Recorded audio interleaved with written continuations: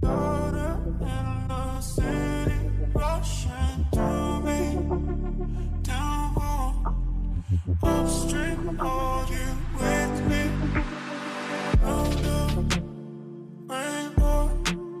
Daughter in the city, rushing to me. Down upstream, are you with me? Feel it.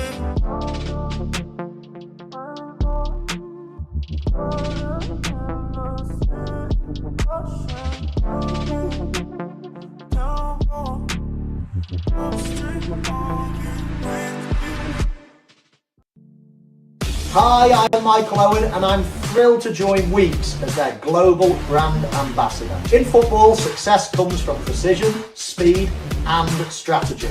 Every move matters. With 1,000 plus trading pairs, you can trade spot, futures and more. And security? Weeks leads the way with Plus, a 1,000 Bitcoin protection fund. Join me on Weeks, where new wealth is made.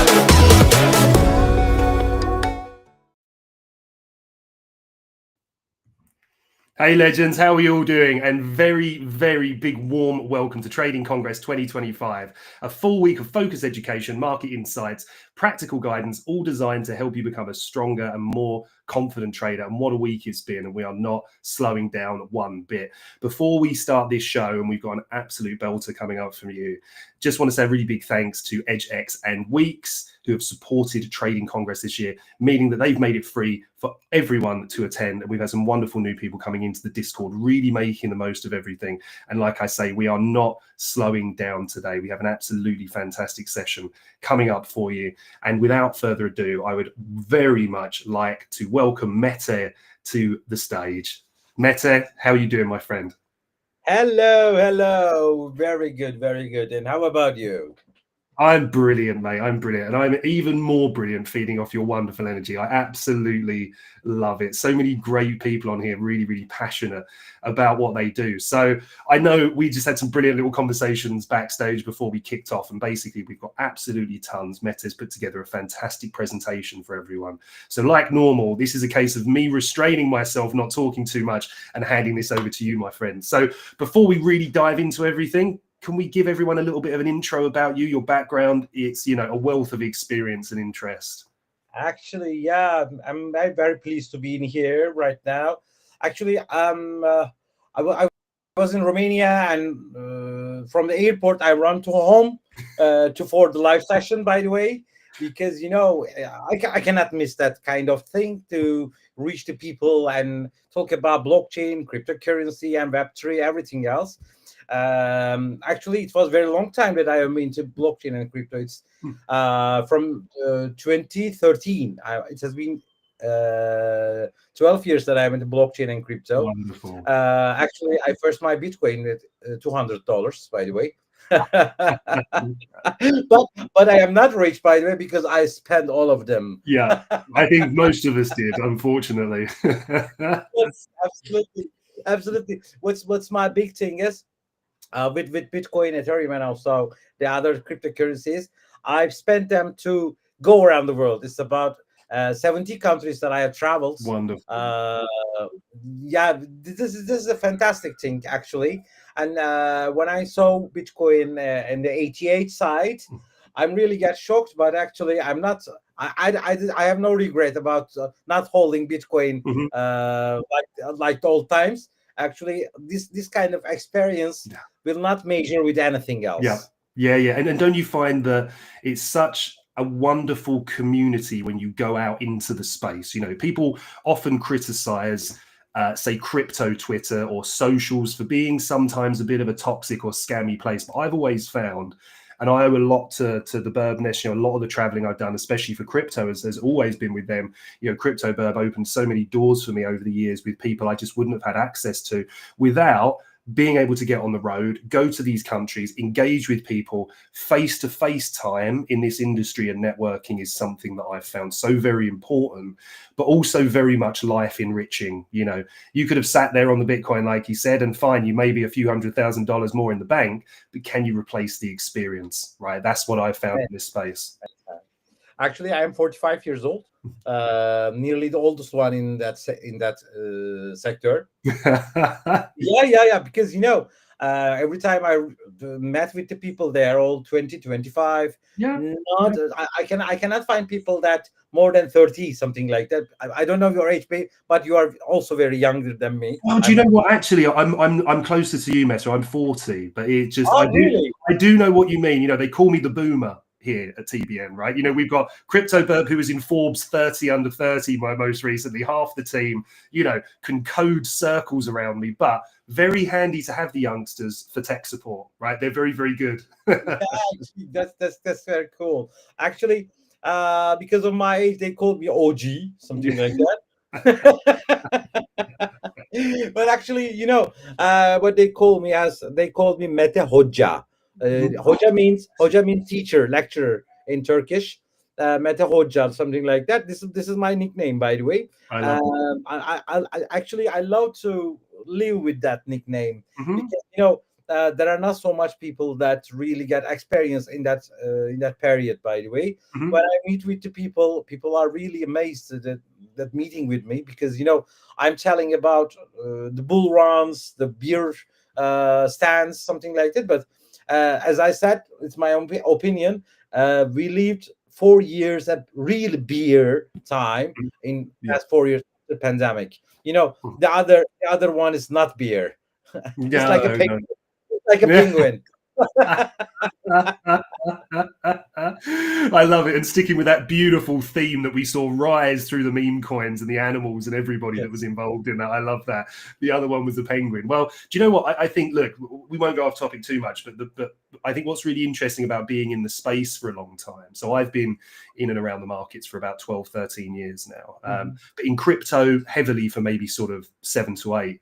And I think for me, seeing this kind of upstart enter the market like cryptocurrency, where everybody was so, it's just another Ponzi. What's this? All the traders loved it, especially intraday because of the volatility, but you couldn't necessarily get the liquidity back in the day. You had these wonderfully explosive high vol assets that people would kind of come to, but no one really took the space seriously as what it became, right? It reminded me very much of like the .com era, right? When everybody was like, look, the internet's great and emails thingy, but a lot of people thought it would be a fad. It would wash through, you've got to change so many big opinions and big minds, right? And I think, blockchain and, cryptocurrency have definitely been through that same transitionary period. And we're at a stage now where you either didn't know about it 8 years ago, or you were a very, very, very well-educated early stage adopter or somebody that was a speculator versus now you can't not hear about it. Companies were adding blockchain to their name like companies were adding .com back in the day just to make themselves more fundable. It's a big, powerful space that's really not going anywhere, is it? So with that in mind, one of the interesting subjects we had on here, and I'm going to pop your presentation up in a moment so you can start running through it, looking at to algorithmic trust, right? Blockchain replaces institutional trust with cryptographic decentralized systems, transforming how society, it's very truth within it, right? So, don't let me speak about it because I'm here to learn from you, but let's see what we've got here, right? Did you want to take us through? Actually, I will go through with my presentation. Actually, my style is I'm not writing everything on the presentation. I don't want people to read. I want people to listen to me because while reading from there, the excitement of this presentation or excitement of the speech gone away. People, this is. I think this is the time for some cooking for dinner. Yeah. I want people. I want people to listen to me while cooking or on the screen or going anywhere to wash their hands. My voice will be on their ears. Yeah. Because I would like to give everything in a poetic way. I would like to give in a lyric way and also in simplified way to Mhm. people. For example, okay, I'm absolutely sure that people really crazy about blockchain, crypto, Web3 is here right now. But Mhm. I'm absolutely sure that the people don't know anything about the crypto will be in here. I'm Yep. I'm sure to learn something about it because Burp Nest doing a very very wonderful thing. By the way, Thank I really congratulate the team, also everyone in the team. I hope we will see each other in Dubai. You will come to Dubai on December. We are going to have some people out for Binance Blockchain Week, so there's definitely going to be some presence out there. And I know Okay, you've got okay. some friends in the company as well, so I have no doubt that there will be crossovers there, my friend. Yes, absolutely. Grab a coffee then in Yeah, Dubai. Turkish coffee, right? Oh, no problem. Turkish, American, no problem. In Turkey, there's a word in Turkey. If we drink coffee together, we will have 40 years of memory both together. Yeah. Wow. Yeah, Nice. I love that. I love yeah, that. yeah. Absolutely fantastic. Brilliant. Well, I think people are going to really enjoy your presentation because from what I've looked through of it, I was reading through it and I thought, you know what? I think as we talked about before the show, we're both talkers. We both love to talk. I think we both realize we get that from our mothers. And it's one of those things whereby I love presentations that are led like this. We had this wonderful guy with us the other day, Chris Jack, as well, who did very, very similar. I think it's all about speaking from the heart, speaking from experience, and giving people a little visual prompt on the screen, right? Yeah, okay. It was already. I think everyone can see the presentation. Am I right? Yeah, that's right up there, my friend. Okay, okay. With the permission of yours, I'm just starting to begin. Please do. Okay, ladies and gentlemen, my name is Mete Ali Bashkaya. It has been 12 years that I've been to blockchain and crypto. Actually, I would like to tell my story how I begin to blockchain and the crypto. By the way, I was an entrepreneur and I have been bankrupted. I'm really sorry because of the fiat money. That the Turkish lira and US dollars has really collapsed. The peg between them really collapsed, and then I have been bankrupted. I'm made in perfumes. I'm reading very specific perfumes. Interesting. And I'm exporting the essence from United States and everywhere in the world. And then when the dollar has gone away with the Turkish lira, I've been bankrupted because I feel for payments with Turkish lira. If I made it with stable coins, there will be no problem. There will Yeah, be no good use case. Yes, this is a use case, by the way. And actually, as I said, I'm an academician. I'm working in the Işık University in Turkey. I'm giving blockchain, cryptocurrency, and also AI technologies lesson at the university. I'm a senior lecturer, by the way. I'm a Huawei cloud developer expert. That this was a pleasure to be given to me because I was the only one person that given to me. They are giving to the companies, but I'm the person who has got this privilege, by the way. As I said, it has been 11 and 12 years that I went to blockchain and crypto. At the 13th of December, this is my crypto birthday, by the way, the beginning of my the crypto tenure, by the way. I Amazing. have a really, really huge corporate life, and I was C-level marketing and everything else in the corporate life. And then when I come here to crypto and blockchain and full time blockchain and crypto, I use all my corporate life in here because while I'm giving consultancy to the companies, especially the crypto companies rarely are startups and have no corporate stance, by the way. Mhm. While I am in here, I show the way how to go in a corporate stance, and with the companies who are in my words going well, and the product base, token base, everything else is okay with them. Mhm. And I'm showing the way how to go in the correct way. I have already made in 2024 July the world biggest crypto event, Blockchain Expo World in Turkey. It was more than 20K people already attended the event on one hall, and also Wow. in, more than 50 countries has come to visit this event. This was like a governmental issue. And I'm an advisor and a father. I have a kid, 7-year-old kid in the primary school. I'm dealing with them. I am trying to give life to him. By the way, Mhm. that's what I am doing.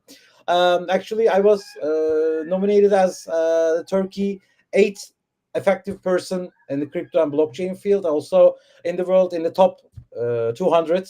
It was a Wow. pleasure to me. Yeah, I'm working with Binance, not like a staff. I'm giving as an VIP trainer in there. I'm giving training in there, and also working with Sui Foundation as a thought leader, and talking at the television. As I said, I was born to talk from my mother. I'm always talking every time. Talking. Well, it's a brilliant energy, and I think you found your calling, right? Because it's such an interesting space. It's such a space that can be very easily misunderstood. It's a space that needs a lot of education, and I think I was laughing with a mutual colleague of ours who we know together in the industry, saying that, you know, where were you when I was at university, right? You know, I would have loved to have had a lecturer or somebody that was covering stuff like this, you know, like my business finance degree does not look or hold any weight compared to obviously the interesting stuff that's come forward from this. But I think interesting parallels is, you know, as we talked about before, I was an entrepreneur. I left university early. I've started several businesses. I've exited those businesses over the years before I got bitten by the trading bug, right? Which took me to traditional markets and then into crypto. And one of the things I found really exciting but quite surprising about crypto was the very nature of how these companies were forming, you know, because again, I'd done a little bit of a corporate background, but I'd run companies, grown companies to good sizes, you know, got serious investments and exits in those companies. So seeing the real structure in the more corporate world and how companies are forged, built, how they get funding, all of a sudden you stepped into crypto and it seemed like the Wild West. You know, I was kind of like, okay, so there's VCs throwing millions around at these projects on, you know, it had a very late kind of .com bubble feel to it, you know, lots of money going into companies that either, you know, weren't showing a lot of revenue. But here was this industry that just wouldn't go away, right? And I think basically blockchain especially forced its way into the mindset of banks, corporations, everyone that thought, hang on a minute, now it's all of a sudden a question of we can't afford to ignore this anymore. We're going to have to start to integrate it. And Lord knows how many attempts there were to discredit it. But this thing just kept bouncing back. Yeah. Actually, people, yes, okay. Crypto is a thing that people cannot actually push outside. Okay, Yeah. crypto is an economy. Okay, I'm all with it. But actually, we are not talking about the crypto. We are not talking about the blockchain, by the way. If there's no blockchain or any cryptography, there's no cryptography, how can you make the cryptocurrencies? Okay, right now in the pandemic, as you know, there are not more than 10K tokens or coins. But right now, you may not imagine the number of the token on the coins on the market right now. It's about 50 million, 50 million, 50 million. And this Solana's Pump Fund, this kind of BNB madness, everything else right now makes the sector not so affordable, by the way. But I'm absolutely sure that in 2020, in 2013, I'm sure there will be really big ones like XRP, like Bitcoin, Ethereum, Solana, and Sui will be in there, and the sector will be very clear because you know people doesn't want to be scammed anymore, and people don't know anything about the portfolio management. And if you have $100, you buy a meme token and then dump or pump. You cannot imagine. You cannot know. You cannot know what will happen to that coin or token. Okay, portfolio management is all important, and also this the trading capability is also important. Yes, technical analysis, fundamental analysis, everything is okay. It has to be good. People has to develop themselves in every way. It's very similar in forex. It's very similar in crypto. It's very similar in every retail thing. Everything is similar. People has to be educated, and thanks to Burp Nest that have a chance to give this kind of a speech and education to the people. And it's a pleasure to be here, by the way. Awesome. Well, it's an absolute pleasure to have you, and somebody that comes with such a wealth of experience. I do look.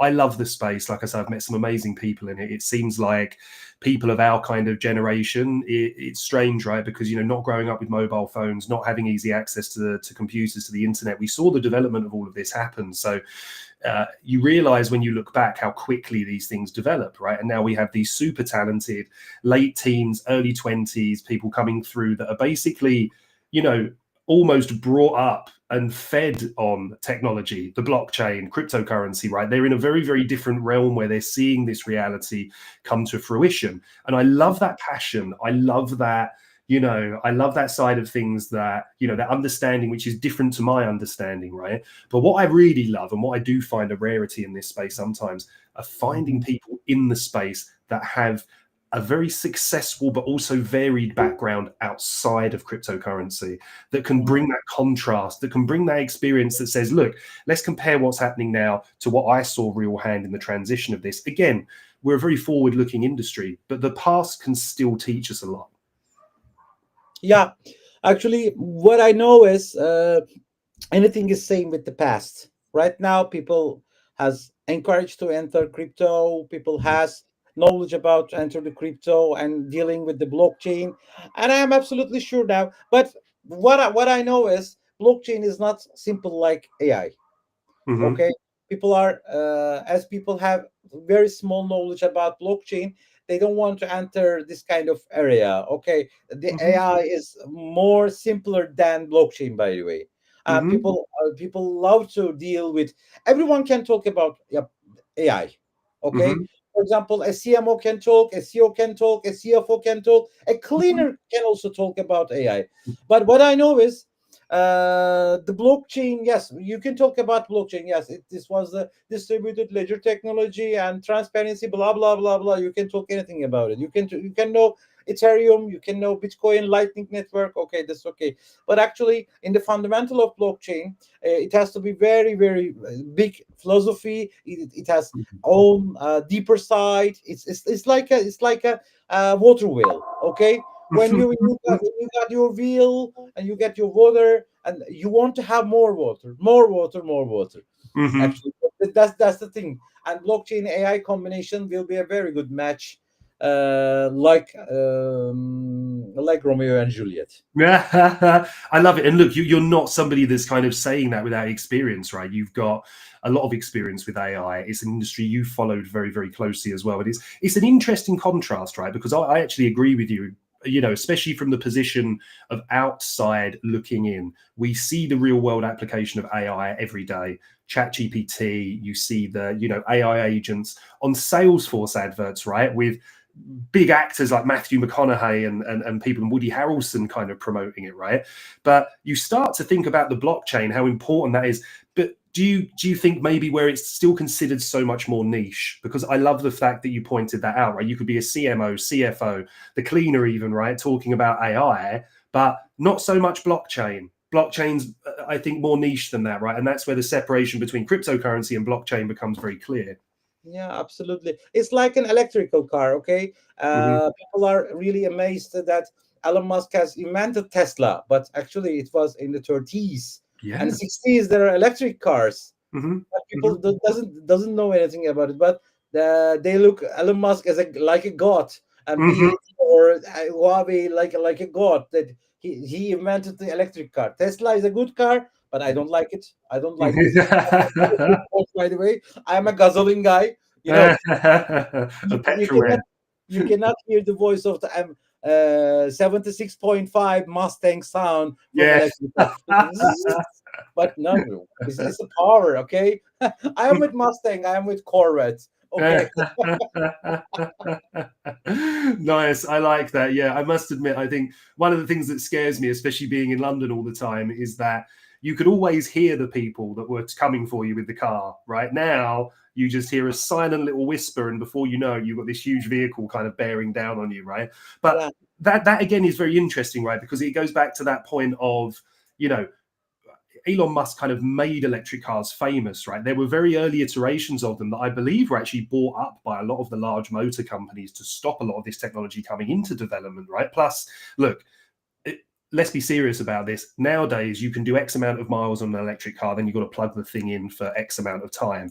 I mean, we couldn't have been ready for that in the 50s, 60s, 70s, 80s, even the 90s, right? These things would have done 5 miles and you would have had to plug it in for the whole weekend. So there's that transition now, but it's incredible how some companies, and what Elon Musk, I think, has just done so very well is really kind of put that type of technology on a pedestal.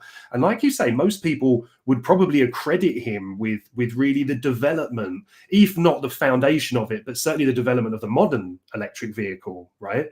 Now, I mean, there's definitely some parallels there with crypto, right? You've got some wonderful chains, some wonderful ecosystems that do things arguably better than others, but aren't necessarily in that same limelight. Maybe they didn't have that early mover advantage, right?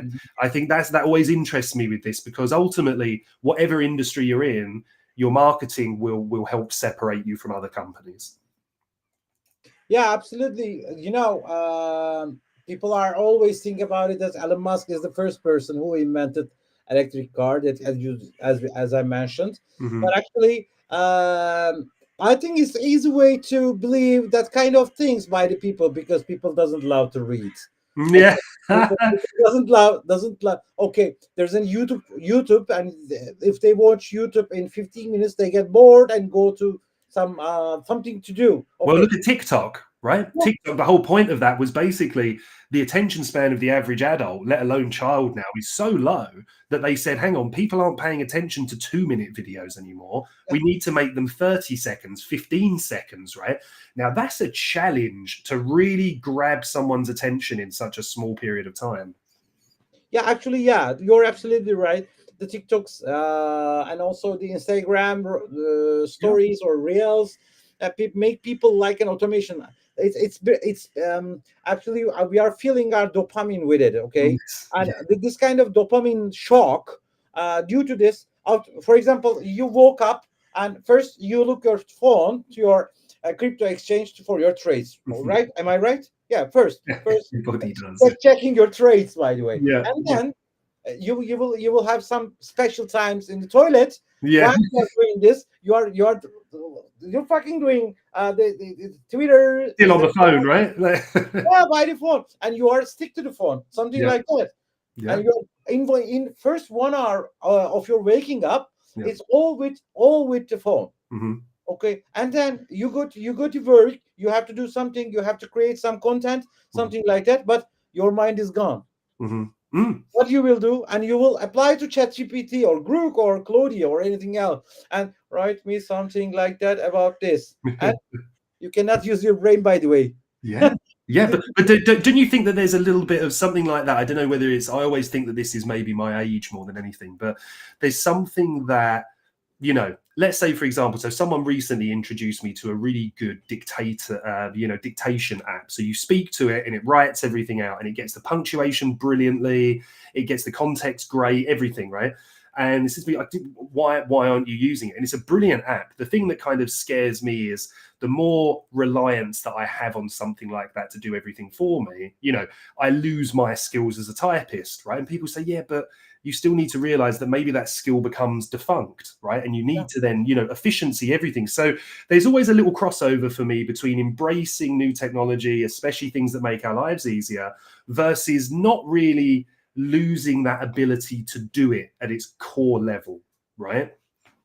Actually, I would like to ask you, your life is more simpler with Trello, or you are making things while writing? That's my choice. I'm old school guy, okay? I'm always writing. I have an agenda. Yeah.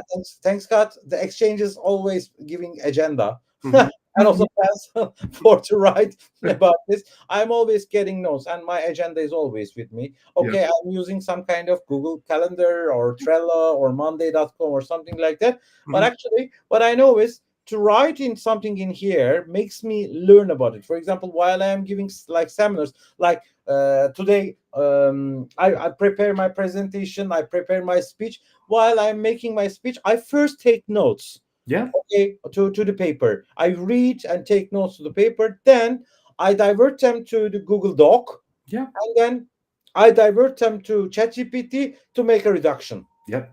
That's Very That's similar. what you have to do. I love writing. People laugh at me like this, but I have every day I write anything. I have post-it notes, and the whole plan is I also have a lot of journals. I have a lot of leather-bound journals that I write ideas in or plans, and then I read through them. I also keep one by my bed, because one thing I do try and do before I go to sleep is disconnect from my phone or that kind of visual, the light from the phone, the intensity that you get. But often as you're laying there at night, for me, I've always had these moments, these epiphanies that I've wanted to note down. And, you open up your phone, you write it on your phone, you see a message from someone on Twitter, you respond to that. It's so easy to get swept up in a world of distraction, right? That's literally at the end of your fingers, where if I've got a pad and a pen, it goes in there. I like feeling that physical connection as well. Like I struggled even going from paperback books to Kindle, because obviously they're the same words. They've got beautiful screens. It's not as obtrusive to your eyes, but I missed that feel, right? To connect with something in a physical way, because we live in such a digital world now, and I don't know, maybe that's because of me. I was used to traveling a lot for work. Everything was face to face. You'd have certain phone calls, but you couldn't really do what you do now with video conferencing and all these things that we bring in. And for me, I like to retain some of that in my life, to remember where that came from, and whether it's nostalgia, because it's probably certainly not the most efficient thing to do. It's just how I work and how I feel like I do my best work. Actually, you are absolutely 100% right, by the way. That's the thing we have to do. We have to, if you have a time, did you have a time to watch Revolution, the series? No, I didn't actually, but I'm going to write that down. Revolution. Yes, Revolution. There's a series. It's a little bit old, maybe 1 or 2 years after that Lost.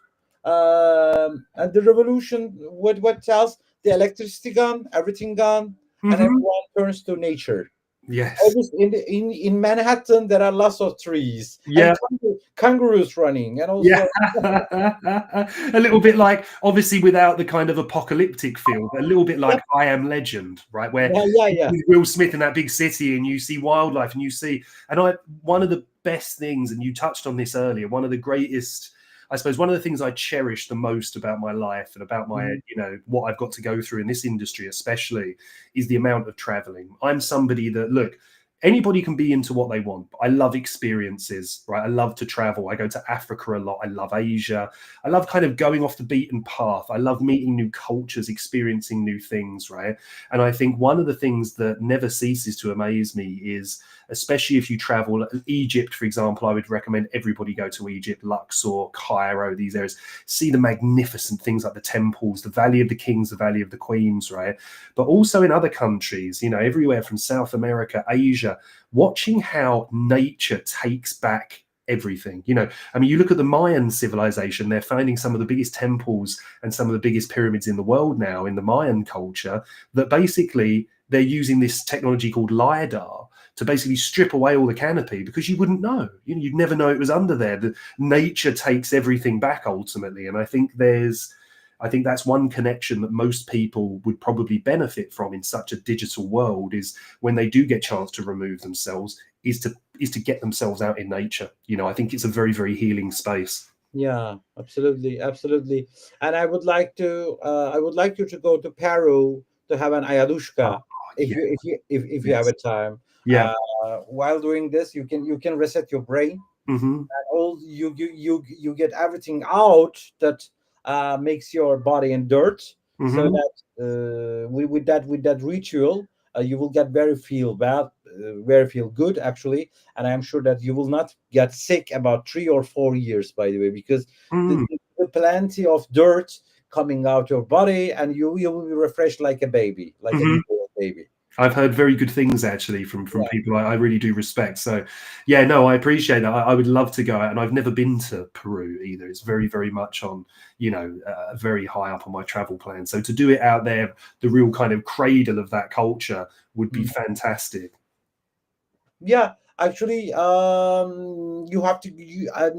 It will be a mandatory thing that you have to go to Peru and also South America to see everything in there, so that it's not like Asia, similar ways of Asia, but it's little bit very, very opposite of Asia, by the way. you know, Thailand, and you cannot compare anywhere with Thailand, and also you cannot compare Brazil with anywhere. Yes, yeah, very unique in their own rights. Very unique, very unique, very unique. By the way, if you come to Turkey, if you ever come, I don't know. Actually, you can find everything. You can find Middle East, you can find Europe, you can find United States, you can find Asia, anything else. Turkey is a very cosmopolitan country, by the way. Yeah, and you can find anything you need in Turkey, by the way. Yeah, I'm a big fan of Turkey. I've been there a few times. Funny enough, like a lot of traveling there when I was younger as well, but I've never been to Istanbul yet. And I know Istanbul is a big city and stuff like that, but it's always had a real lure for me. Again, I think there's definite similarities for me with growing up in London, especially East London where I grew up, because it's always been an incredibly multicultural city. You know, we grew up with neighbors from all over the world, you know, growing up eating some of the most magnificent food that was, you know, nothing to do with the pie mash or fish and chips that typically England is famous for, right? And I love that. And I've always heard from people, and anything I've seen about Istanbul, it feels very, very similar. A very inclusive place, a place that embraces other cultures, right? But also a place that keeps its unique beauty as well. And I love that kind of culture out there. The markets, the bazaars, people sitting around, people, because I have a lot of family in Europe. And one of the things I think we've lost in Britain is that culture of eating together, grabbing a small bite, socializing outside, getting a quick coffee here, everything's so very busy. We've, you know, over embraced this burnout culture over here, that where people don't leave enough time for each other, but also maybe don't realize that, you know, working a 15-hour day completely burnt to pieces, you know, you're probably not actually as effective as you are doing an 8 or 9 hour day if you're really on top of yourself, if you've got that mental clarity and you've got that role to bring. So anyway, before we go down an ayahuasca rabbit hole here, as well as everything else, let's talk to the people a little bit more about this blockchain replacing institutional trust, the tokenization of global assets. I mean, the real world asset rise as well. I mean, you've seen all of this in real time, right? So what's your real takeaways on this, Mete? Actually, you know, I have all the limited subjects in the 5 main subjects, by the way. There are lots of, you know, I can find more than 1,000 subjects to be told, by the way. As you know, I can talk 24 hours about this subjects, by the way. But actually, I just have some titles to hit on the 1 hour. Actually, you know, the talking with you is fantastic, and also I'm sure that our audiences has got lots of knowledge about our talks, by the way. I hope so. But actually, we have a really limited time, but I would like to hit everything on time, by the way. And I'm just starting to tell people about the shift to algorithm trust, and also tokenization of global assets, re-architecture of finance, DeFi on-chain markets, and blockchain as a digital public infrastructure, and also the convergence of blockchain, AI, and a physical infrastructure, with your permission, by the way. Fantastic. Yeah, thank you very much. Thank you. You're also fantastic. Well, I'm going to shut up and I'm going to let you dive deep. And the next time I'm going to try my very best that I interrupt you is going to be because I've got a question that I can't sit on any longer, or to let you know that we've got maybe 5 minutes left in the show. Apart from that, it's all yours, my friend. Please feel free. You can interrupt me anytime. Okay. Actually, ladies and gentlemen, this is a big pleasure to be here, by the way, and I am really happy to be here. And I would like to call you, not as ladies and gentlemen, my friends in the future. Okay, dear my friends in the future, people who carry the rare courage to look beyond and the familiar to step into unknown. Thank you for being here, by the way. Before we begin, I want to do something simple. Please take a deep breath, feel the atmosphere in this room, and not the silent energy, okay? Hundreds of minds gathering to think about the future, okay? We are here, hundreds of people are here and watching this show. That's a very, very powerful thing. And I count you as a very, very huge community for learning about blockchain, knowing about crypto, and everything else. You know, today we will talk about blockchain. We will not talk about just blockchain. We will talk about the trust. We will talk about the coordination. We will talk about the equality. We will talk about the power. And we will talk about the stories who gets to participate in the world. A story about the future that we are building and the past that we are escaping. I mean the traditional finance. Okay, this will be not a technical speech. This is a speech about why blockchain matters to humanity. Okay, why this technology is not innovative, but necessary. Why this is not a hype. This is a history that people has to know.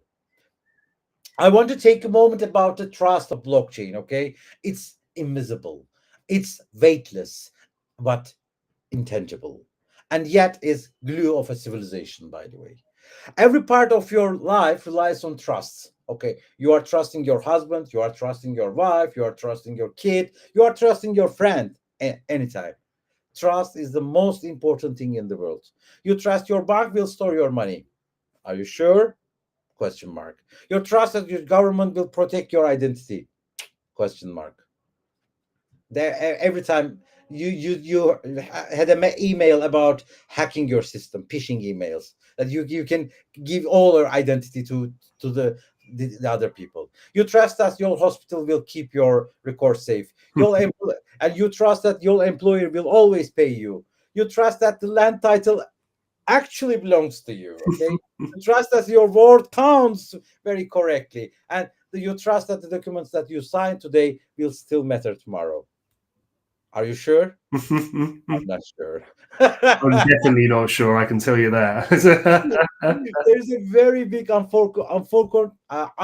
I'm sorry, uncomfortable truth, by the way. Mhm. Much of the world has been betrayed by trust. I'm really sorry, guys. Mm. I'm really sorry. I want to wake you. Trust you have maybe you have been betrayed by the trust. Mhm. Anyone can betray you, by the way. Mhm. Governments can collapse, documents can disappear, the titles can be stolen, the corruption erases the truth, and as a word system itself becomes a weapon, not a tool, by the way. Mm. What if trust doesn't have and depend on the people? This is really amazing that blockchain is not the end of the trust. It's the beginning of the trust. It's the redistribution of trust, a shift from the institutional trust to algorithm trust, from fragile system to resilient systems, from vulnerable authorities to decentralized consensus. This is not a small adjustment. This is a civilizational redesign. Please take my words in carefully. This is not a small adjustment. Mhm. This is a civilizational redesign. I mean about the blockchain. Actually, where public records cannot be equally edited because the history protected by cryptography. Mhm. This is not technology. This is justice. This is freedom. And this is human dignity encoded to a digital structure. And I want to take you very, very deeper side, because the trust just only the beginning. Humans have been always collecting. Okay, you can have stamp collection, you can have old car collection, everything else. You can collect everything, by the way. We collect land, we collect art, we collect movies, some DVDs, CDs. Maybe you have a chance to collect some DVDs, something like that. But right now, no need for the DVDs. There are no DVD hole in the electronical machines, by the way. Mhm. And you can collect credentials, identity, achievements, everything else. Ownership is not just economic. Okay, ownership is psychological. Mhm. Okay, what would it tell us? What it tells to us as, this is mine, I built this, I earned this, I'm responsible for this. This is your responsibility for this kind of credentials. Okay, but always throughout history, ownership has been meditated by institutions. A government stamps your identity, a bank certifies your funds, and a court certifies your title, a registry acknowledges your existence. But blockchain changes the ownership at an emotional level. It gives human direct control over its heirs, because not because the government says so, not because of corruption stores it, and also because a banks hold it. Okay, it's all yours. The responsibility, everything is yours. Blockchain gives everything to you on your permission like you'd use in your Web3 wallet. Okay, if you forget the 12 phrases, okay, it's all gone. It's all your responsibility. No need for. I like Pink Floyd. Pink Floyd said, "We don't need no education." Actually, imagine owning a part of building in Tokyo, okay, a solar farm in Lisbon, an artwork in Paris, a revenue stream in Dubai, a game item in Seoul, and an intellectual property in California, and accessible by a wallet you hold on your pocket. Mhm. You can lose everything in 1 minute.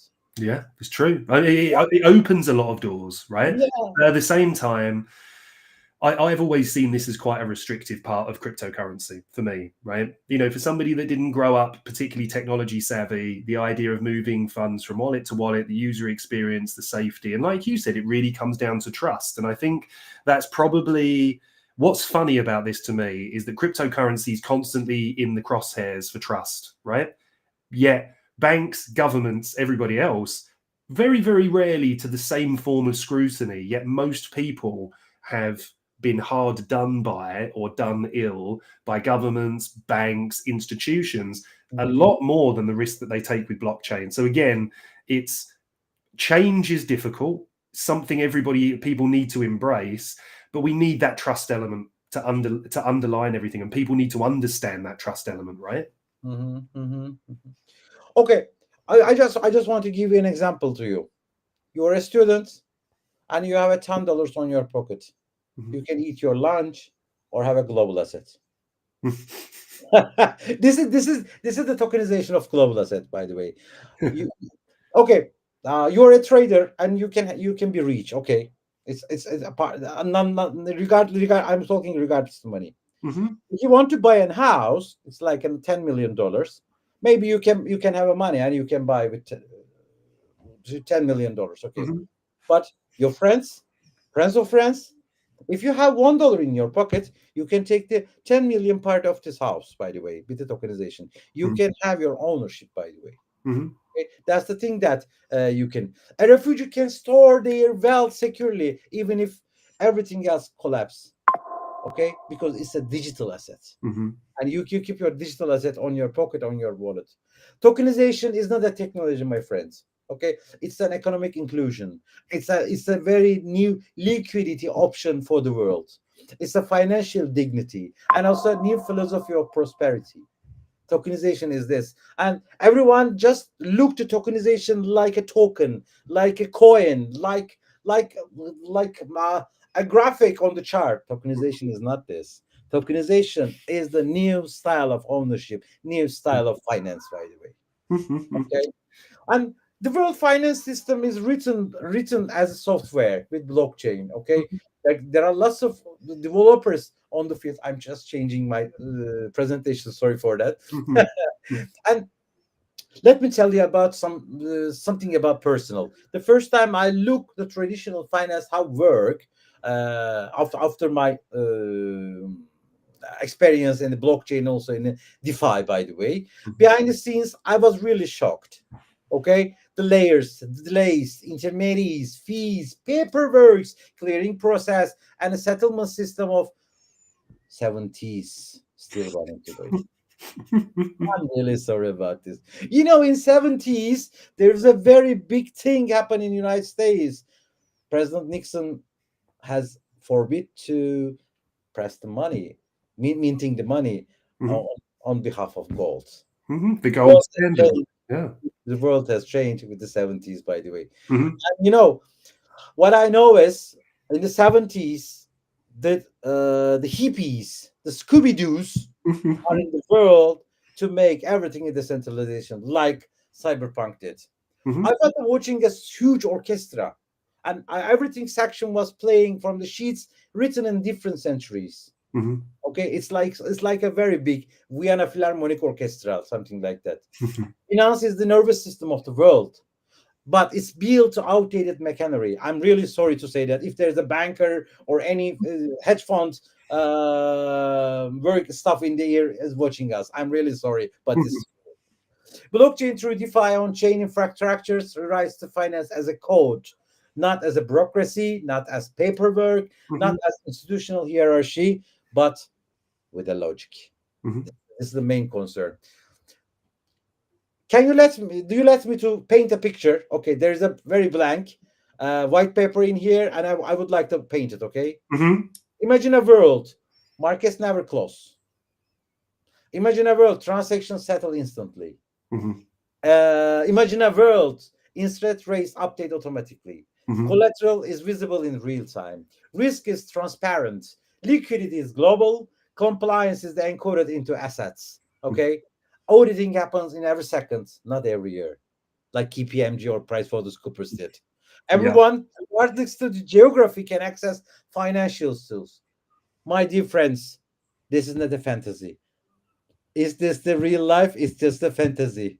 It's like a Queen said in Bohemian Rhapsody. It's Yeah, I happening. mean, I think it is right, but I think what's really interesting about what you're bringing up is what a lot of people I've found in this space maybe come to terms with quite difficult is obviously the technology is better. There's no shadow of a doubt the inefficiencies that exist in traditional finance systems, but a little bit like anything that goes through adoption, a lot of those, the banks, the major institutions that are very attached to these systems that employ a lot of people to basically, run these inefficiencies, it's the challenge of changing the systems approach or the people that are benefiting most out of those inefficiencies and getting them to embrace something that ultimately takes power and control away from them and gives it to the people, right?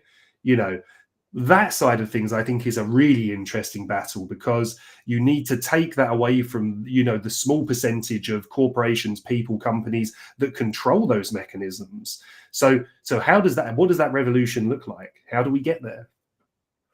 Actually, blockchain impacts is not about replacing banks. Hmm. Okay, it's about rewriting the financial DNA of the world. Yeah, agreed. Yeah. Right now, every crypto guy, every cryptocurrency exchange, or anything else dealing with regulations.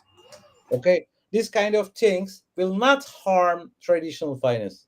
Hmm. I promise. I promise, as a blockchain professional, this will not harm banking thing, okay? But it will harm someone's hand because everything will be transparent. Yeah, I think that's the thing, though, right? And I think that look, if you've got something where there's a proven efficiency, right, where it's we're at a point now where you couldn't raise a well-backed argument to turn around and say that traditional systems in finance and stuff are more efficient than blockchain, right? You can't. But like you said, you've got to change.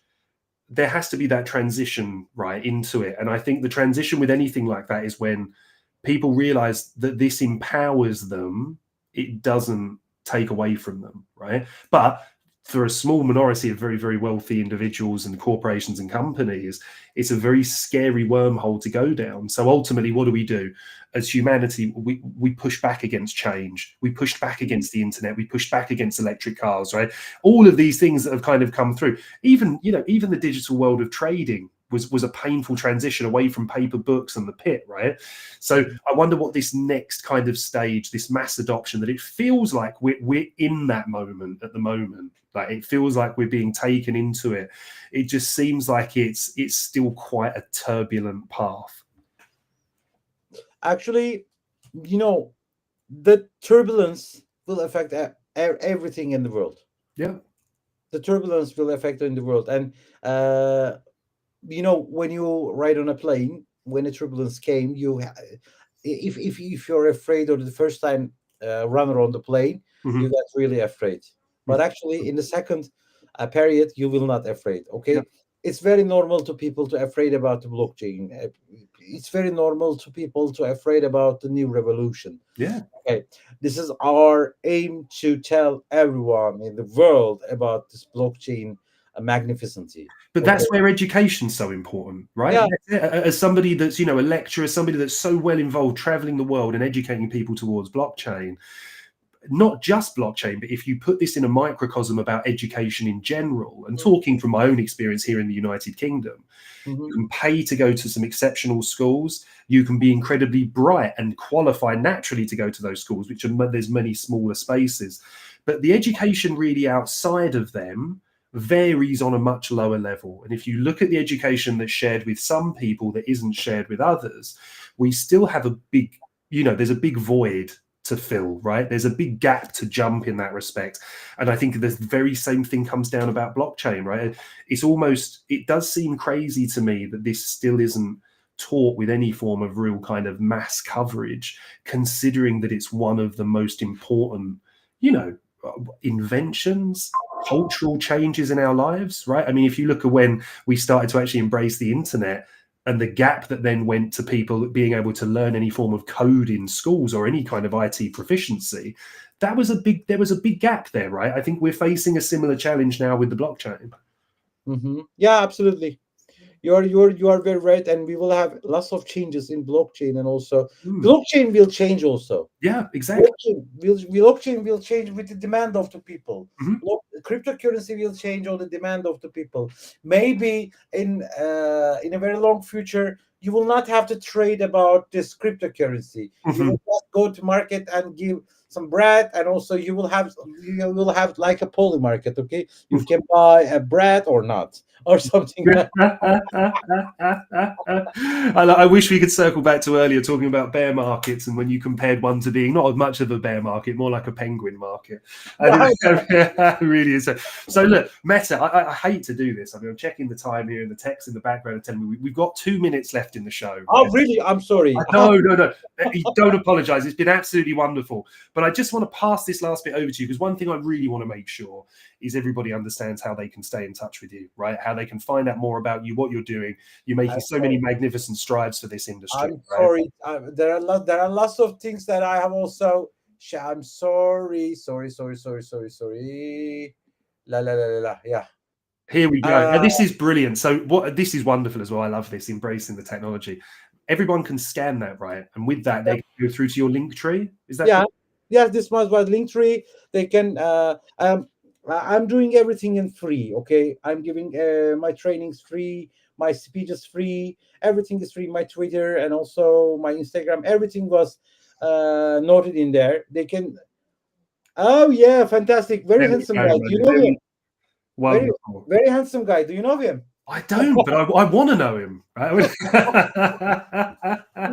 Actually, they can reach everything they want in my YouTube, my Telegram, my everything else. They can also, if they want to ask anything else, they can also say. And I would like to say some last words about me, and also about blockchain. And I would like to not to have so much time, by the way, ladies and gentlemen. Blockchain is not really about blocks and the chains. Okay. Don't think about it. It's about the cryptography and hash. It's not about the cryptography and hash functions. It's not about the tokens and the protocols. Blockchain is about the humans. Blockchain is about your freedom. Blockchain is about democracy. Blockchain is about you. It's about longing your fairness, your desire for security, our frustration with broken systems, our hope for equality, and all yearning for freedom. Our truth and dignity for agency. Blockchain is the first technological movement that people deserve, and also people deserve to control. Thanks for the opportunity for me to speak in here. It's a very, very big pleasure to meet with you, and also the Burpnest community, and also people in that crypto Web3 community, by the way. Just if they want to ask something else, I think we have no time. I think we've used the time incredibly well, though, I have to say. I mean, look, I'm really, really, really gutted we're out of time, because I just think there's so much more that the people have to understand and to learn from you as well, Meta. And I'd just like to finish up as well by, first of all, saying a huge thank you. You're a very, very busy guy. You're a very passionate guy. It's been absolutely wonderful to meet you. I think you've given some fantastic advice and more of an overview, really, of a space that you're so passionate about, but also so well versed and experienced in. I think we're going to have a lot of people who are going to understand things in a very, very different way if they listen to you and they can find all your information. So I'd really encourage everybody, get the Linktree information. It's on the page. If you come to this and for whatever reason you can't get on there, message me directly, message the Burpnest, message Meta, whatever you need to do. Get in, understand, broaden your horizons, right? Listen to people and learn from people that have been in this space and are real, just, I think, real shining lights and advocates of the best side of what we all want cryptocurrency and blockchain to develop into. And I think it's a matter of time, but I do think that if you work with the right people, you surround yourself with the best people, that journey doesn't only get less in terms of time, it removes a lot of bumps in the road, and it allows us all to join together in this beautiful camaraderie where we're all driving for a better future, right? This isn't just about money. This isn't an industry that's located with fast cars and big penthouses. This is about an enrichment of humanity in many ways and opening the doors to many other people who wouldn't otherwise have that ability. So with all of that said, Mete, what an absolute pleasure it's been to have you on the show. Thank you so much. It's been wonderful to connect with you. I've got all your Linktree information. I'll be reaching out after this. I hope this is something we can come back to maybe in the new year and maybe finish off the last part of that and give people some other heads up. Hope so. And as I said, if you and our team in the Dubai, it will be a pleasure for me to meet personally, by the way, grab a coffee. Yeah. And then talk about everything, talk about life, not blockchain, I'm sure. Yeah. Might need more than one coffee for that, I think, my friend, right? Yeah, absolutely. If you come to Turkey or anywhere in the Europe, just text me. I will be there. Mate, that sounds an absolute. And do you know what? Just in the brief time I've known you, I can sense that you're that kind of guy that will actually follow through with that as well. So what an absolute pleasure. Ladies and gentlemen, this has been Mete. Thank you so much for joining us, my friend. Absolutely. Best wishes for the future. Have a wonderful festive season as well. And I look forward to seeing you out there very, very soon.